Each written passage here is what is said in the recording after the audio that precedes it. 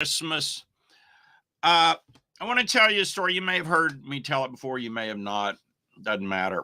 It's a great story with a great marketing principle. So, when I was had graduated from college, I couldn't get jobs in Oklahoma City. I moved to Dallas, Texas. I was trying to learn to write. So I'd write freelance in the daytime if I could find anything.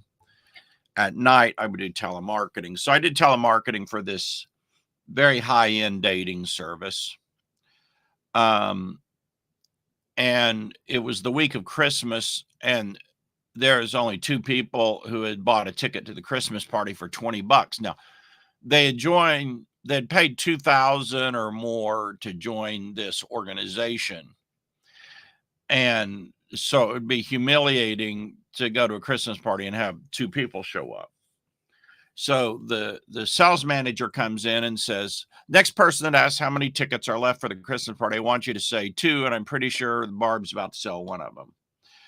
So next guy gets on the call. Sure enough, I said, sir, did you want to come to a Christmas party? We're having it. And he's like, well, how many tickets are left? And I'm like, well, sir, 2, and I'm pretty sure Barb's about to sell one of them.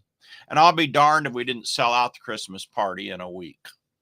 True story. Just with the power of urgency, just with the power of scarcity, right? It's a point that you can never forget in marketing, and you have to use scarcity tactfully, I would say, right? You have to use it tactfully, but it's very powerful. Like, my wife went out post Christmas sale, bought a bunch of Christmas decorations and things at half price because, it's a great deal. And she knows you only get them for a very limited amount of time or they'll be taking them down, right? Well, scarcity sometimes can take an offer that's not selling and make it sell simply because you think if people aren't buying, you think they're not interested. And in fact, it's just they got a lot of other stuff competing for their money. They got a lot of other stuff competing for their priorities. So you put some scarcity in there and it'll sell. Now, we have a lot of issues legally, with having legitimate scarcity. I tend to use countdown timers with just real deadlines. But if you do evergreen, you really need to have a lockdown countdown timer and not a fake one.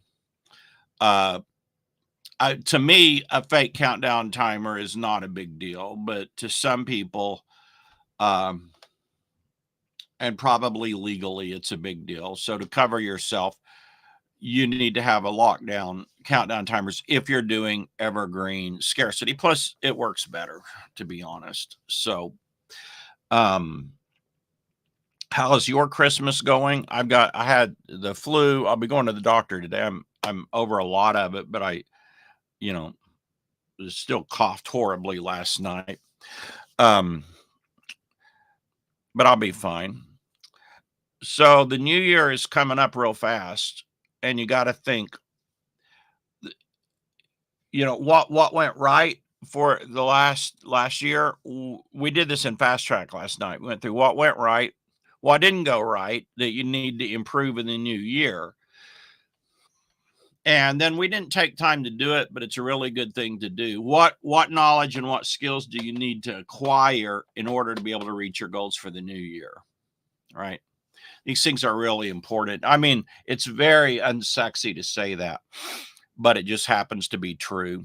All right. You all have a great day. I'll be back tomorrow, and I'll be getting over this cold shortly.